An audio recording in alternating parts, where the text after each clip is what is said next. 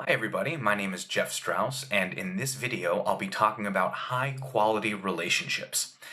High-quality relationships in the context of team and individual performance in the workplace is a very specific type of relationship that we'll go into further detail about as we progress, but these strategies can also be applied to personal relationships, and who isn't in need of repairing one or two of those in their lives? For our purposes, though, we'll be talking about how to improve performance in the workplace by building high quality relationships with our teams and colleagues. So let's begin. What is a high quality relationship? A high quality relationship, or HQR, is a specific type of relationship that's centered on three key measurements. One, emotional carrying capacity. This is the ability to express more emotion in relationships, whether those emotions are positive or negative. Degree of connectivity. Degree of connectivity is a connection that's characterized by generativity and openness to new ideas and influences. We'll talk more about generativity a little bit later on. And finally, tensility of the tie, sometimes just shortened to tensility. This is the capacity to respond to conflicts, bending and withstanding strain, accommodating changing conditions, and bouncing back from difficulties. So we'll speak about these measurements and how to strengthen them on your team very soon. All in all, a high quality relationship enables members of the relationship to connect in a way that conveys meaning, promotes learning and knowledge transfer, and develops a deep understanding of each other's values, skills, and knowledge bases. High quality relationship is characterized by a higher degree of openness to different views, opinions, or ideas, and capacities for high quality relationships facilitate the development of psychological safety. So, psychological safety, we're going to talk about for a moment, is feeling able to show and employ oneself without fear of negative consequences to self-image, status, or career. So, in other words, it describes a person's perception about the consequences of taking interpersonal risks in the work environment. When someone puts themselves on the line by asking a question, seeking feedback, reporting a mistake, or proposing a new idea, if that person feels like those things make them vulnerable or put them at risk in some sort of way, psychological safety decreases. As the quality of a relationship increases between people, their level of comfort increases, which reflects an atmosphere of psychological safety. So, overcoming workplace fears, particularly the fear of failure and its implications, prepares individuals to take risks without fear of endangering relationships. High performing teams and individuals are characterized by making suggestions, trying things that might not work, pointing out potential problems, and admitting mistakes, which are all desirable qualities in a highly engaged employee or team and are indicative of a psychologically safe environment. And finally, a high quality relationship develops numerous positive attributes on teams and in individuals, and these include communication, confidence, and collaboration, three C's. Mutual trust and support, self disclosure, resilience to strain, conflict, and setbacks, and an openness to new opportunities and exhibiting innovative behaviors.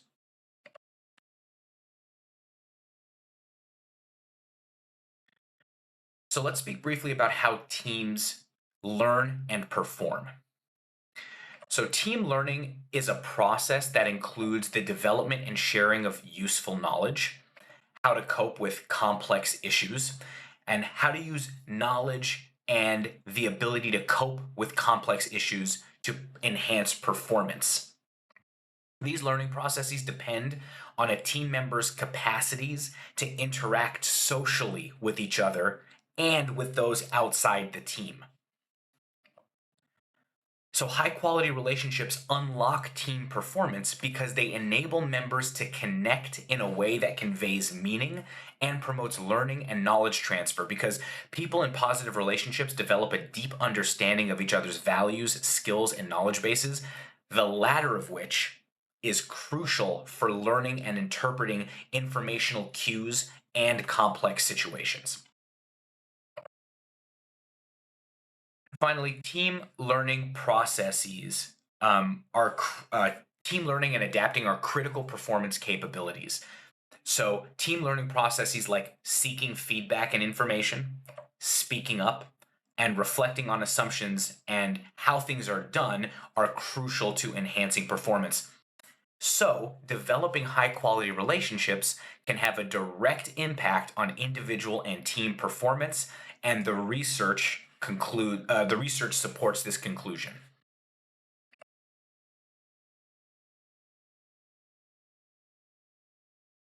So, recall that a high quality relationship consists of three key measurements: emotional carrying capacity, degree of connectivity, and tensility of the tie. We're going to look at these in more depth right now. Emotional carrying capacity. So, emotional carrying capacity is the ability to express more emotion in a relationship, be that emotion positive or negative. Expressing more emotions provides team members with more information about their own emotional experiences and reactions and those of their fellow team members, creating better collective team understanding. This understanding helps to cultivate a sense of teamness, which is key for effective collective actions in the face of highly complex environmental conditions. Emotional expressions within the team facilitates members' attentiveness and increases the speed and ability of the team to assimilate and use knowledge. Now, organizations often prescribe a relatively narrow set of socially acceptable emotional expressions, right? I think we would all feel uncomfortable, I include myself in this, in expressing our widest array of emotions to our colleagues. And because organizations often prescribe a relatively narrow set of socially acceptable emotions, emotional carrying capacity becomes important, right? So again, emotional carrying capacity being the ability to express more emotion, be that emotion positive or negative. This is important because expressing a full range and amount of emotions could make team members feel vulnerable if they have low emotional carrying capacity. And that can negatively impact feelings of psychological safety. So, emotional carrying capacity allows people to express a wider range of these emotions. And when emotions are expressed in a way that threatens relationships, like blaming or attacking, it can produce disengagement, lessening the possibility of learning from one another. But when conflicts are focused on substance and team members handle differences constructively, they're more effective in making the right choices in highly volatile conditions.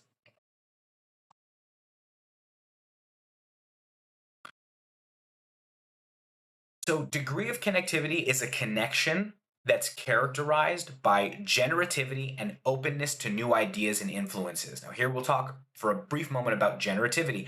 Generativity is the concern for and commitment to the well being of future generations. So, in a work this is the success and well being of those that will succeed you. A high degree of connectivity allows people to be open to new opportunities and growth, to provide mutual support and enthusiasm, and to create an atmosphere of trust and optimism. The degree of connectivity on a team must be high enough to sustain its own benefits. So, low performance teams cannot escape the gravitational pull of closed and fixed mindsets. So, transitioning to a high performance team requires a high degree of connectivity and psychological safety. The emotional space that connectivity provides plays a crucial and determinant role in differentiating high performance teams from medium and low performance teams. I'll say that one more time because it's important. The research on this topic, which goes back decades now, concludes that the emotional space that connectivity provides plays a crucial and determinant role in differentiating high performance teams from medium and low performance teams. A high degree of connectivity creates emotional spaces that are expansive and open possibilities for action and creativity. So the inherent positivity of high connectivity amplifies or reinforces feedback that expands positive behaviors. In other words, the whole is greater than the sum of its parts. The outcome of a degree of connectivity tends to be much more amplified than the individual behaviors that go into cultivating those degrees of connectivity.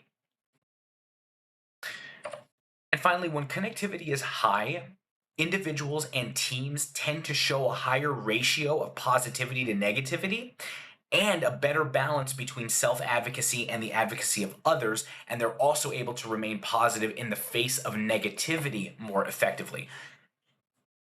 Happier people are just happier people.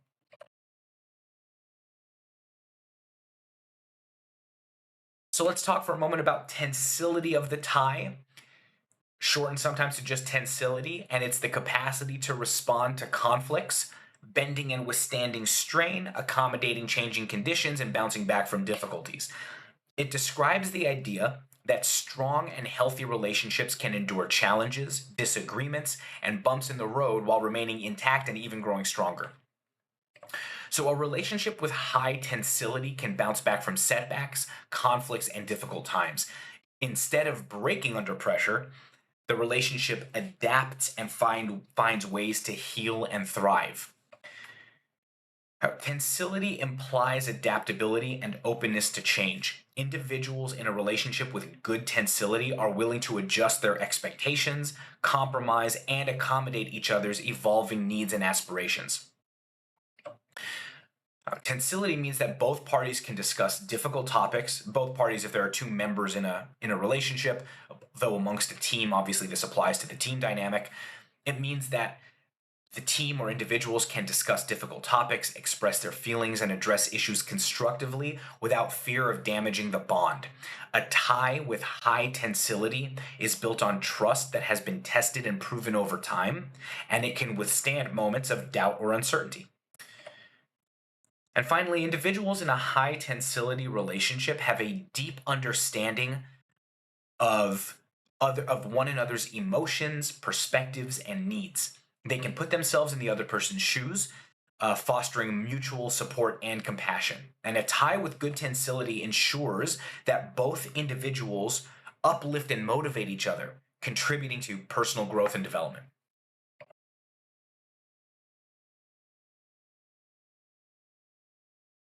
So we've spoken about emotional carrying capacity, tensility of the tie, and degree of connectivity, the three key measurements of a high quality relationship. So great, we understand all the benefits, but how do we put it into practice, right? And I'd like to speak about some practical applications that you can employ starting tomorrow to help develop these three key measurements of a high quality relationship. Now, the steps that I've put together here are by no means exhaustive. Please, you should be. I do encourage you to go out and develop your own methods within your own context of your work and your teams and your relationships to expand on these ideas. But the way that I've structured the following practical applications are is such that I try to cover all three of those key measurements with each one of these topics that I'm about to briefly discuss. So I'm not going to go through and say, in order to improve tensility, do these three things. The strategies that I'm about to discuss cover a broad array of, uh, of techniques to cover all three key measurements. So first, you can use effective communication strategies and practices that improve all of these three key measurements: degree of connectivity, tensility of the tie, and emotional carrying capacity. Um, One is you can encourage open and honest communication among team members. Foster a culture of recognition and appreciation. Regularly acknowledge team members' contributions and achievements to increase an atmosphere of value and motivation. Regular team meetings, one on ones, and feedback sessions ensure that everyone is on the same page and understands one another's perspectives. You can establish regular feedback loops to assess team dynamics, identify areas of improvement, and celebrate successes. And finally, you can ensure that the team is aligned with a common goal or common goals and a clear vision. A shared sense of purpose and direction enhances motivation and sense of connection. If you go to my website, jeffstrauss.net, you can find a training video that I made on giving effective feedback in the leadership bootcamp section of the website. And that presentation goes into much greater detail about how to have a feedback conversation.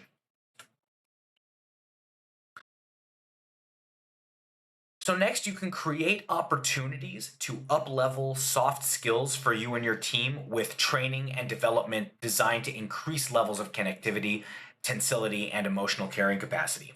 So you can organize team building activities that foster connections beyond work tasks, team lunches, outings, or in a virtual world, virtual social events can help build rapport and strengthen relationships among team members. Offer training or workshops for competencies like resilience, empathy, adaptability, and conflict resolution. Developing the skills to bounce back from setbacks, understanding and acknowledging each other's emotions, embracing flexibility and being open to change, and the ability to navigate disagreements constructively to find compromises can help enhance the factors of a high quality relationship. For these types of things, normally an HR team or a people team will have training that helps here, but it's always nice to get outside of sort of like the prepackaged bundled training thing that everybody is forced to do and come up with sort of your own, based on your own team dynamic, based on your own relationship dynamic, try to consider ways to train, build these types of competencies. And finally, intentionally use collaboration tools and platforms to facilitate information sharing and discussions. Embrace diversity within the team and encourage members to share their unique viewpoints. Obviously, if you're in my industry, tech, this is sort of par for the course, right? Almost everything we do is collaborative in some way, at least the technologies that we use. But if you find yourself siloing information from one another or from others, if you hear feedback like, oh, I didn't know that happened, and you hear that fairly consistently, there's a good chance that there's an information silo, and you may want to reflect on that type of feedback to break down those barriers. There's a lot that goes into what's called informational justice, that has a direct impact on how engaged team members are. And in a moment, I'm going to talk about my Substack, but if you go to either jeffstrauss.net, which my Substack is linked from there, or you go to my Substack, jeffstrauss.substack.com, I have a piece on employee engagement where I speak a little bit more about informational justice, procedural justice, and sort of removing barriers and silos of information. So, finally, some additional resources. My recent work has been focused on team performance and engagement, and you can find more resources on these topics at jeffstrauss.net in the Leadership Bootcamp section. You can also find my short, succinct, and practical writing on my Substack at jeffstrauss.substack.com. Like I mentioned before, I release my work entirely for free, but if you find it helpful and would like to support my efforts, I'm never going to turn away a donation. Finally, you can find additional thoughts and very short form writing on my LinkedIn and my Instagram, Strauss on Leadership. And if you go there now, you could be a very lucky early follower. All of these links are accessible from jeffstrauss.net. Thank you so much for your time, and please do leave a comment letting me know your thoughts. And if you enjoy this content, like and subscribe to my channel. It really does help, and I'm very, very appreciative. Thank you so very much for your time. I hope you find this helpful, and I can't wait to hear how it goes for you.